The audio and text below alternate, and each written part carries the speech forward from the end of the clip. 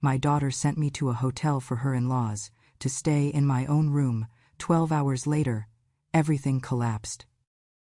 The afternoon, before my daughter's in-laws arrived, I was folding laundry at the edge of my bed when Claire stood in the doorway with her arms crossed, her mouth already tightened like she had practiced the moment. She did not say hello.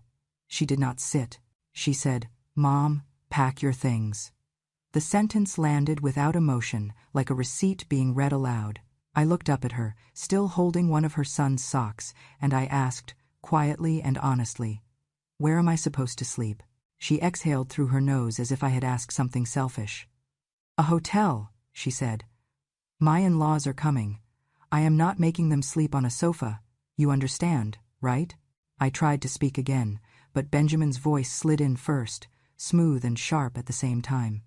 "You being here just makes things awkward," he said. "You do not really contribute anymore." He did not raise his voice.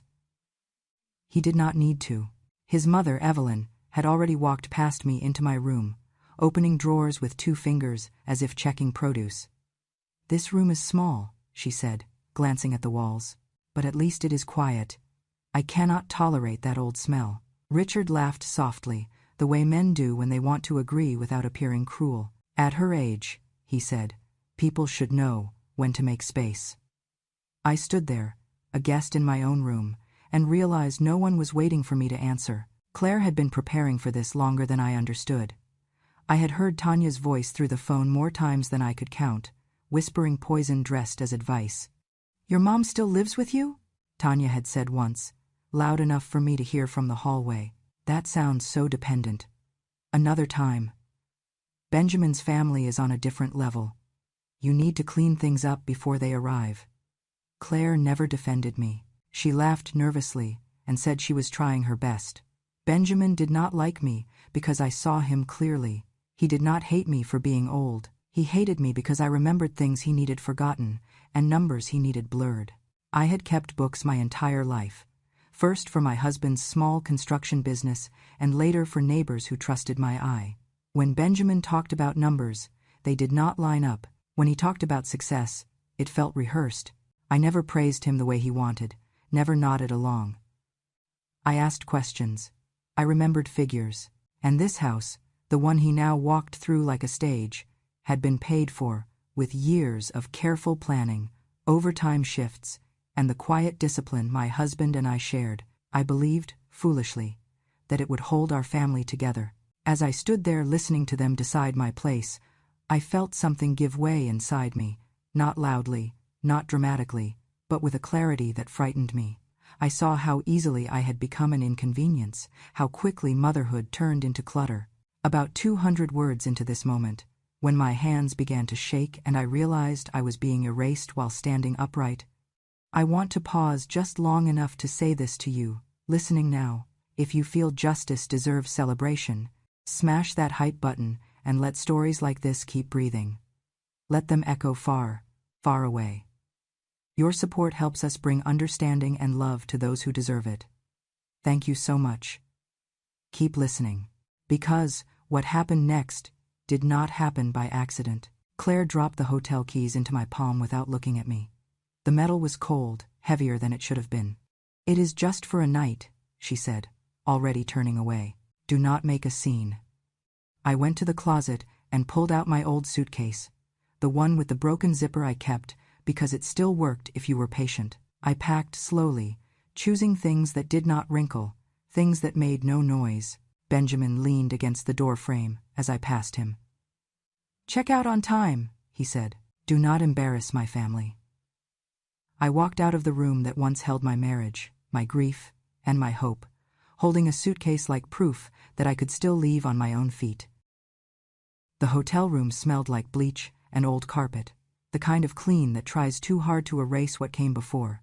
And when I set my suitcase down, my hands shook so badly I had to sit on the edge of the bed to steady myself. The television buzzed with static before I turned it off, and the silence that followed felt louder than any argument. I held my hands out in front of me and stared at them as if they belonged to someone else. These same hands that once cradled Claire when she was small and feverish, that signed mortgage papers without fear, that counted grocery money twice to make sure nothing was wasted.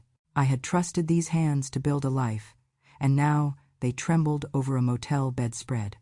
I pressed my palms together and felt the heat of my own skin, reminding myself that I was still here. When my husband died, people told me I would remarry, that I should not be alone, but I did not want another man's name or another man's habits. I wanted stability, something solid that Claire could return to when the world disappointed her, and that became the house. I did not complain. I did not dramatize my grief. I kept my head down and made sure the bills were paid. When Claire married Benjamin and said they were saving for a place of their own, I opened my door because no one needed a yard and because I believed family meant sharing space without keeping score. I told myself it was temporary. I told myself it was love. I noticed the numbers long before I noticed the cruelty. Contracts that were too polished, materials billed at prices that shifted without explanation, expenses labeled as client dinners that happened too often to be coincidence. I had spent my life balancing columns, and imbalance has a sound if you know how to listen. I asked questions gently, the way a mother does when she does not want to bruise pride. Benjamin smiled and talked faster, and Claire asked me later why I was always so suspicious. I learned to keep my thoughts folded away, because I was afraid that if I pushed, Claire would push back, and if she pushed back, the marriage might crack, and if the marriage cracked, Noah would pay for it. So I swallowed words that burned.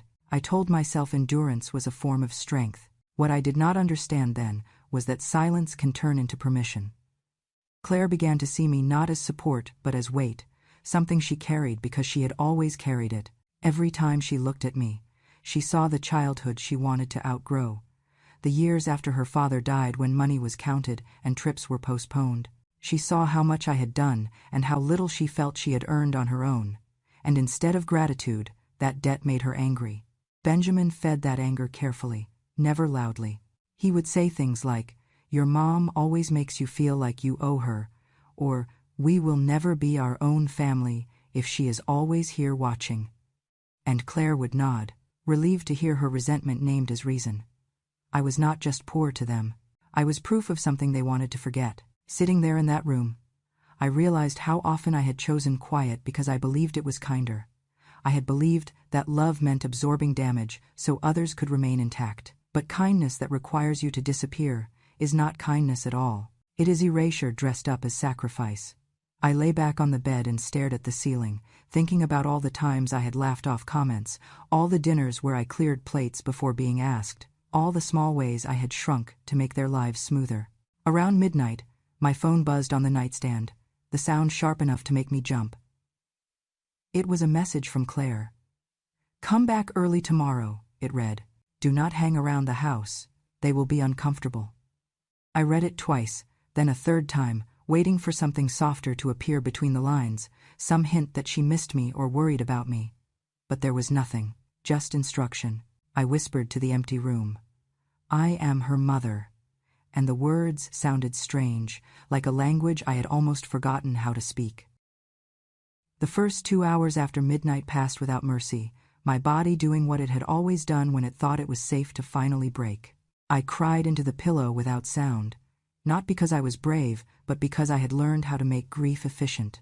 Then the crying stopped as suddenly as it began, leaving behind a numbness that felt almost useful. I went into the bathroom, splashed water on my face, and looked at myself in the mirror the way I used to before difficult meetings, steady and unsentimental. I sat back down on the bed and told myself that whatever happened next would be faced awake. By the third hour, I opened my suitcase, not to unpack clothes but to reach the thin folder I always carried with me, the one Claire used to tease me about, saying I lived like a traveling file cabinet. Old habits die slowly, especially when they once kept you alive. Inside were folded letters, bank notices, and copies of documents I never threw away because I did not trust memory alone. One envelope caught my eye immediately, a letter from the bank dated weeks earlier that I had set aside to review and then buried under daily routines. It mentioned a forthcoming reassessment of a personal guarantee, written in polite language that hid its weight. I unfolded the photocopy of the guarantee itself, my own signature clear and steady on the page, signed years ago, when Benjamin had looked at me with gratitude and said, "Just until we get on our feet." I realized how close that reassessment date was, how much depended on my silence. Hours 5 and 6 arrived with the gray light of early morning creeping around the edges of the curtains. I sat on the bed and called Darlene, my neighbor for over 20 years, the woman who had brought soup when my husband died and never once asked when I planned to move on. My voice shook when I finally said it aloud. They put me out of my own room, I told her. They sent me here so his parents could sleep in my bed. There was a pause on the line, not because she doubted me, but because she was choosing words carefully. Ash, she said, firm and warm at the same time, you are not trash, and anyone who treats you like it is telling you exactly who they are. I felt something inside me straighten at that sentence, like a spine remembering its job. By the 7th hour, I was dressed and sitting at the small desk by the window, phone in hand, rehearsing what I needed to say. I called Mr. Whitaker at the bank, the same man who had handled our mortgage years ago and had shaken my hand with respect because he knew I understood numbers. He recognized my voice immediately. I asked him, calmly, what would happen if I withdrew my personal guarantee. He did not dramatize his answer. He explained that it would trigger a comprehensive review, that credit lines could be frozen pending verification, that it would not collapse a business overnight, but would expose any weakness already present. I thanked him and ended the call, my heart beating steadily now, not fast, not slow. This was not revenge. This was cause and effect. At the 9th hour, I called attorney Marcia Klein, the woman who had handled my husband's estate and who had once told me I was too forgiving for my own protection. She listened as I explained what had happened, her silence filled with understanding rather than shock. Are you ready to stop shielding them? She asked. The question was not legal. It was moral. I thought of Claire's message, of being instructed not to exist in my own home. Yes, I said. I am. The last 3 hours were not dramatic. They were methodical. I spread papers across the bed, old emails Benjamin had asked me to keep, receipts he said might be needed later, invoices that never quite matched deliveries. Nothing was stolen, nothing was altered. These were things I had been trusted with because I was invisible, because no one believed an old woman would ever use what she knew. I organized them into neat stacks, the way I always had, each document a small truth that had been waiting patiently. When everything was ready, I signed the request to withdraw my guarantee. My hand trembled for a moment, not from fear but from the weight of finality, and then it steadied. I felt no rush of triumph, only a quiet clarity. They were sleeping in my bed while I woke up. Morning arrived without ceremony, and by the time the sun reached the thin curtains of the hotel room, my phone was already in my hand. Mr. Whitaker called just after 8, his voice careful, professional, the way it gets when consequences are no longer hypothetical. He told me the request had been logged, that the review process would begin immediately, and that Benjamin would be notified. I did not interrupt him. When he finished, I said only, "Then it is time." I hung up before he could soften it, because I did not need comfort. I needed accuracy. I dressed slowly, choosing calm over speed, and watched my phone light up with a message from Claire. "Are you back yet?" she wrote. "Do not make noise. Please." There was no apology, no question about how I slept, only instruction wrapped in politeness. I did not reply. I let the silence stretch, not to punish her, but because I was no longer obligated to manage her comfort. That quiet space, the unanswered message, was the first boundary I had drawn in years, and it felt unfamiliar but right. At the house, everything looked peaceful from the outside. Curtains were open. Cars were parked neatly. I imagined Evelyn sipping coffee at my table, imagined Richard reading the paper in my chair. Inside, however, the system had already begun to shift. A credit line marked "Hold for Review" may sound small to people who have never relied on one, but to a business built on timing and cash flow, it is a held breath that does not release. A payment scheduled to clear that morning did not. An invoice that Benjamin expected to disappear remained stubbornly present. These were not punishments. They were questions. Benjamin felt it before he understood it. He always did. His confidence relied on momentum, on things moving fast enough that no one looked too closely. When the call came from accounting, he snapped at them. When the second call came, he blamed the bank. By the third, his voice found Claire. "Can you keep your mother under control?" he hissed, not caring who heard. "If she messes this up, everything falls apart." Claire tried to calm him, tried to explain that I was not even there. But panic does not listen to reason, and Benjamin's anger needed a target. I arrived quietly, my suitcase still in the trunk of Darlene's car, and stepped into the living room just as Benjamin's phone rang again. This time, he did not smile when he answered. He stepped away, lowering his voice, but there was no hiding the words that followed. "We need additional documentation," the voice on the other end said, loud enough for Evelyn to hear. "Effective today." Benjamin's face drained of color, his mouth opening as if he had forgotten how to speak. Evelyn looked at him, then at me, confusion turning sharp as recognition. She had thought I would stay out of sight. I did not gloat. I did not raise my voice. I stood there, hands folded, watching the consequences of decisions unfold at their natural pace. Richard cleared his throat and asked what was going on, his tone less amused than the day before. Claire looked at me then, really looked, as if seeing me for the first time without the filter of embarrassment. "What did you do?" she whispered. I answered honestly. "I stopped holding things together," I said. "That is all." The room filled with a different kind of silence. Not the kind that erases, but the kind that reveals. Evelyn's eyes narrowed, her posture stiffening as she recalculated. Benjamin ended the call and stared at the floor, already running numbers in his head, already understanding how thin the margin had been. No one accused me of lying.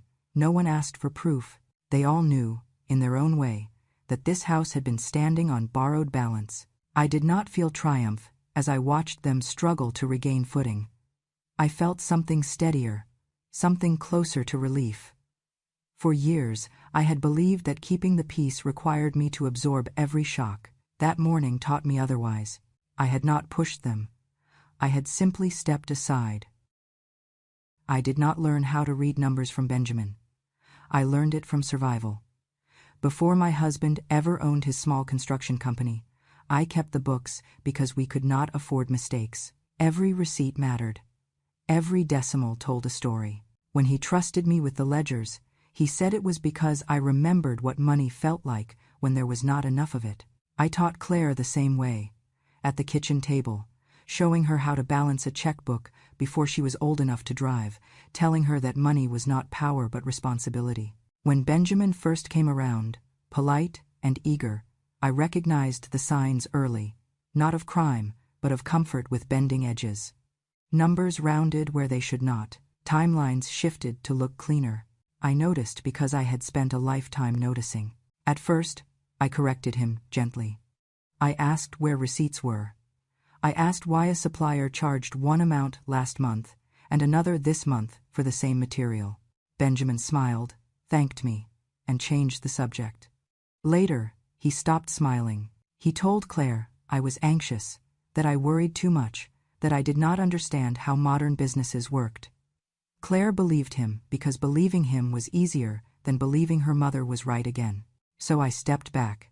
I told myself it was not my business. I told myself love meant restraint. I told myself I would rather be quiet than be the reason my daughter's marriage cracked. When I spoke to Marcia again, after the bank calls and the long night of sorting papers, she did not rush me. She asked questions the way she always had, careful and exact. I told her what I had kept and why. I told her I had not searched for anything new, had not taken a single document that was not already in my possession. "You understand," she said slowly, "that once you stop protecting them, this may burn everything down." I thought of the way Claire had dropped the hotel keys into my hand. I thought of being told not to exist in my own home. "I am not burning anything," I said. "I am just done hiding the smoke." What I sent was not dramatic. There were no accusations, no speeches. I forwarded copies of invoices with mismatched totals, emails that contradicted filed reports, documents that had been labeled temporary and then used permanently. I did not decide guilt. I did not ask for punishment. I gave facts to the places that handle facts. That was all. Enough to make partners pause. Enough to make the bank request explanations. Enough to raise a flag that would require answers Benjamin had never prepared. This was not a raid. It was an audit of reality. Claire called that afternoon. Her voice was already broken before she said hello. "What did you do?" she demanded, panic cutting through her anger. "Do you want me to die? Are you jealous because I have a family and you do not?" The words hurt. Not because they were sharp, but because they were familiar. I had carried that accusation for years without hearing it spoken. "I am not jealous," I said, my voice steady even as my chest ached. "I just refuse to be kicked aside like garbage." There was a pause, heavy and stunned. "You could have ruined us," she whispered. "I protected you for years," I answered. "You never noticed." "I'm resto." After the call ended, I sat alone and let the weight of it settle. I did not feel righteous. I felt tired. There is a loneliness that comes with choosing truth after a lifetime of silence, because silence, for all its damage, keeps you company. I wondered how many times I had convinced myself that being ignored was the same as being at peace. I wondered when I had taught my daughter that my presence was something to be managed instead of honored. These questions did not undo what I had done, but they explained why it had taken so long. The consequences did not arrive with sirens. They arrived as requests, as meetings postponed, as phone calls that no longer returned smiles. Partners asked Benjamin for clarification. The bank asked for documentation. The tax office opened a review. Each step followed another with the patience of procedure. I was not at the center of it. I was simply no longer standing in the way. When Claire came by later that evening, her eyes swollen, she did not apologize. She asked if there was any way to stop it. I told her the truth again. "I cannot stop what I did not start," I said. "I only stopped pretending it was not there." End quote. That night, as I lay down, I understood something I had resisted my entire adult life. Love does not require you to erase yourself to prove it is real. Protection that costs you your dignity is not protection at all. I had stayed quiet because I loved my daughter. I had finally spoken because I loved myself enough to matter. Dinner was set as if nothing were wrong, as if the house had not shifted under its own weight in the last 24 hours. When I walked in, Evelyn was already seated in my chair, the one I had used for years because it faced the window and kept my back from aching. She adjusted herself deliberately, smoothing the napkin on her lap, and did not look up when I paused. That small choice was not accidental. It was a claim. Claire hovered near the counter, arranging glasses she did not need to arrange, her eyes flicking toward me and then away. Benjamin stood at the head of the table, tapping his phone with the confidence of a man who believes posture can replace stability. Claire cleared her throat and finally spoke, her voice pitched higher than usual. "Mom," she said, "can you say something to Evelyn and Richard? Just to smooth things over." I asked what she meant, though I already knew. She lowered her eyes. "An apology," she said, "for the stress, for everything." Benjamin looked up then, impatience flashing across his face. "Just apologize," he said. "You are making my family look bad." At that moment, I understood they did not want peace. They wanted proof that I would kneel. The words landed hard, not because they were new, but because they were spoken out loud, in front of everyone, without shame. Evelyn lifted her chin and examined me with the polite interest one gives a stain that will not come out. "We have heard about you," she said. "An older woman who lives off her daughter. It is not how we do things." Her tone was measured, cultured, the cruelty wrapped neatly so it could pass as observation. Richard nodded, as if this were a reasonable assessment, as if years of shared walls and shared meals had never existed. Claire did not contradict them. She stared at the table, her silence louder than agreement. Benjamin leaned closer, lowering his voice the way people do when they want compliance, not conversation. "Say it," he said. "This ends if you just say it." I felt something tighten behind my ribs. Not fear, but recognition. This was what they wanted from me. Not understanding, not repair, but submission. An apology would not fix anything. It would simply confirm the story they had already written, that I was the problem and always had been. I looked toward Noah, sitting at the end of the table with his feet swinging, watching the adults with wide, uncertain eyes. He reached for my hand under the table and whispered, "Grandma, do not cry." I had not realized tears were gathering until that moment. I squeezed his fingers once, gently, and let go. I did not want him to learn that love meant watching someone shrink. Evelyn continued, her voice smooth and relentless. "We value independence," she said. "We value dignity. It is embarrassing when boundaries are not understood." The word boundaries echoed in my head, bitter and ironic. Boundaries had never been the issue.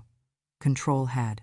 My presence reminded them of debts they preferred to forget, of numbers that did not lie, of a woman who had watched the foundation being poured and knew exactly where the cracks would show. That was why they hated me. Not because I was old or inconvenient, but because I was a witness. Claire finally looked up at me, desperation flickering across her face. "Please," she said. "Just this once." In her eyes I saw a child again, the girl who had wanted to fit in, who had learned early that survival sometimes meant choosing the side with the louder voice. I loved her. That had never changed. But love that demanded my erasure was no longer something I could give. I pushed my chair back and stood. The room went quiet, not with shock, but with anticipation. They expected resistance to sound like pleading. They expected me to soften. Instead, I felt a calm settle over me, the kind that comes when you stop negotiating with a lie. "I am not apologizing," I said. My voice did not rise. It did not need to. "I do not live off anyone." Evelyn's mouth tightened, ready to interrupt, but I continued. "I am the reason this house stayed upright when there was no money and no plan. I am the one who kept the lights on and the numbers straight so others could stand tall." End quote. Benjamin scoffed, but there was uncertainty in it now. Claire opened her mouth, then closed it. I looked at her, really looked, and saw how much of herself she had given away trying to become someone else. "You think I am a burden because you are tired of remembering where you came from," I said quietly. "That is not my shame to carry. Whatever point now."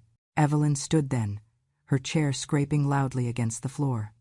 "You are being dramatic," she said. "This is not your house." I met her gaze without flinching. "It is the house I held together," I replied, "and I will not kneel in it." The word hung in the air, heavy and final. No one spoke. Even Benjamin seemed unsure what to say next. I picked up my coat from the back of the chair and turned toward the door. Noah stood and ran to me, wrapping his arms around my waist. "I love you," he said into my sweater. I kissed the top of his head and whispered that I loved him too, that I always would. Then I straightened and walked out, my back steady, my steps unhurried. Behind me, the house remained full of people who believed power came from forcing others to bend.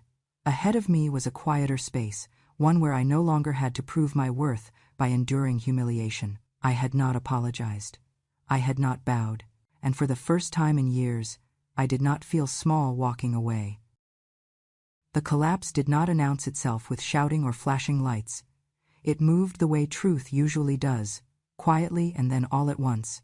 A partner Benjamin had relied on for years called to say the contract would not be renewed, citing risk and uncertainty, words that sound polite until they drain a room of oxygen. Another partner followed, then another, each decision small on its own, together a pattern no one could ignore. The company that once bragged about momentum began missing beats. Projects paused. Calls went unanswered.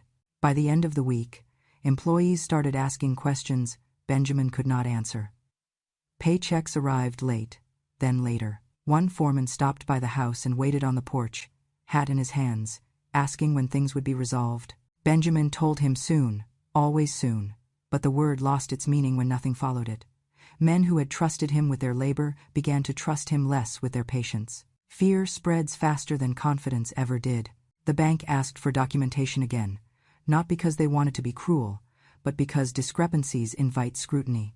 Files were requested, statements compared, totals checked against dates. The gaps I had noticed years ago did not close under examination, they widened. A notice arrived requesting clarification within a set time frame, formal language that carried weight even when read silently. Soon after, another envelope followed, this one informing Benjamin that an audit had been opened.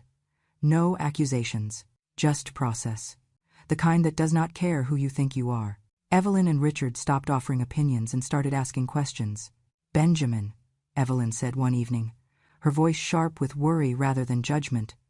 What kind of business are you running? Richard paced, his earlier confidence replaced by irritation at being exposed to instability. The same people who had dismissed me as an embarrassment now feared becoming one themselves. Respect built on appearances does not survive inspection. I did not attend meetings or read every update. I heard enough through Claire, who called more often now, her voice stripped of rehearsed certainty. She told me about partners pulling out, about employees quitting, about the bank demanding explanations Benjamin struggled to assemble. She did not ask me to fix it. She asked me how to breathe. I listened, because I could, but I did not step in. Stepping in had been my habit. It had nearly erased me. Claire reached her lowest point quietly. There was no dramatic apology, no confession that would have made this easier to forgive. There was only exhaustion. She came to me one afternoon and sat on the edge of the chair, the way she used to when she was young and unsure. I thought if I chose the right life, the right people, everything would finally be okay, she said. I thought you were holding me back. The admission did not wound me the way it once would have. It clarified something instead. She had chosen status over substance, image over integrity, and the reward for that choice was a room full of people who vanished when the image cracked. Benjamin avoided me. When we crossed paths, his eyes slid away, no anger left in them, only calculation and fatigue. He did not curse me, he did not accuse me. In some ways, that was worse for him. Anger allows blame. What remained was accountability, and it had nowhere to go. The official letters continued, each one precise and restrained. A request for records, a timeline for review, an appointment scheduled, then rescheduled, no handcuffs, no spectacle, just a narrowing of options. I recognized the rhythm. Systems do not collapse because someone points at them. They collapse because they were already unsound, because shortcuts compound, because pretending becomes policy. Evelyn stopped calling me names. She stopped calling at all. Richard left a voicemail once, stiff and formal, asking if I would consider explaining a few things. I did not return it. Explanation had been my currency for years, spent freely and without return. I was no longer obligated to translate reality for people who had dismissed it when it did not suit them. Claire watched all of this and understood, finally, what she had traded away. She had believed dignity came from proximity to power. She learned instead that dignity comes from standing where you can tell the truth and still sleep at night. No one at the table she had chosen respected her when things went wrong. They looked past her, over her, through her. I had warned her once, long ago, that respect borrowed is respect withdrawn at the first sign of trouble. She had laughed then. She did not laugh now. As the days passed, the house felt different, heavier, not with guilt but with consequence. I did not celebrate. I did not mourn. I observed. What fell did so because it was built on uneven ground. I had not pushed. I had simply stopped being the brace that kept it from tipping. Braces are blamed when buildings fall. No one thanks them for holding the weight. And when it finally leaned into its own weight, it revealed what had always been true. They did not fall because of me. They fell because of themselves. Claire came to Darlene's house just after sunset, her face bare of makeup, her shoulders folded inward like she was trying to take up less space in the world. I was sitting at the small kitchen table, with a cup of tea I had reheated twice without drinking when she knocked. When I opened the door, she broke before I could speak. "Mom," she said, and then the rest of the sentence dissolved into tears. She stepped inside and held her arms around herself, shaking. "I was wrong," she said finally. "I am so sorry." I waited. I had learned that silence can be a mirror, and I wanted to see what she would find in it. She wiped her face and tried again. "Everything fell apart," she said. I did not know who to trust anymore. I nodded once, not in agreement, but in recognition. "Are you sorry because you are afraid of losing your husband?" I asked quietly. "Or because you are afraid of losing your house?" The question landed between us like a held breath. Claire opened her mouth, then closed it. Her eyes dropped to the floor. She did not answer. That was answer enough. I did not yell. I did not list grievances. I told her what I had already done and what I would not undo. I told her the guarantee was gone, permanently. I told her I would not step back into a role where my worth depended on how useful I was to someone else's comfort. I am not punishing you, I said. I am choosing myself. She nodded slowly, absorbing words she had never expected to hear from me. She asked if there was anything she could do. I told her there was. Tell the truth, I said, to yourself first. I told her I loved her, because that was true. But I also told her love did not mean surrender. It did not mean shrinking so someone else could feel tall. She cried harder then, the kind of crying that comes when defenses finally fail. I let her cry. Comfort offered too quickly can become another form of escape. We talked about Noah. Her voice softened when she said his name, and so did mine. I told her I had set aside a trust in his name, modest but real, something that would be there when he needed it for school or a start in life. It is for him, I said. Not for you to borrow against, not to patch holes, for him. Claire nodded, understanding the boundary even as it stung. I kissed her forehead before she left, a gesture that surprised us both. Love, when it is honest, does not disappear. It changes shape. After she was gone, I sat back down at the table and finished my tea. Outside, the street was quiet, ordinary, unchanged by the decisions that had altered my life. That quiet felt earned. I had not won anything in the way people imagine winning. There were no trophies, no apologies that erased the past. There was only clarity, and with it, peace. I had stepped out of a cycle that taught women to confuse endurance with virtue. I moved into a small apartment a week later, sunlight in the mornings and no history in the walls. I chose what stayed and what went. I chose when to speak and when to rest. I answered calls when I wanted to. I did not answer when I did not. The world did not collapse because I set limits. It was adjusted. I used to believe that being a good mother meant suffering quietly, that love was proven by how much you could take without breaking. I know better now. Being a mother also means teaching your children where they are allowed to stand and where they are not allowed to push you. There are people who do not get to throw you out of your own life, even if they share your blood. I did not seek revenge. I returned the truth to where it belonged, and in doing so, I gave myself something I had postponed for too long. I did not win by taking something from them.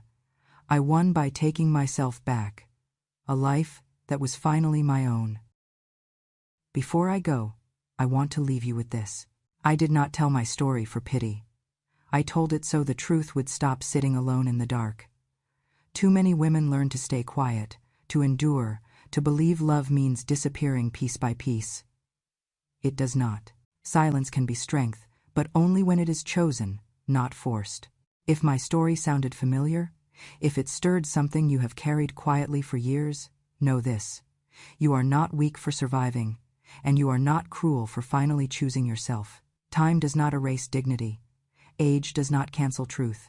And justice does not always arrive loudly. Sometimes it arrives calmly, with paperwork, boundaries, and a steady voice that says, enough. This is Grandma True Stories, a place where the quietest woman in the room finally speaks, and the world listens.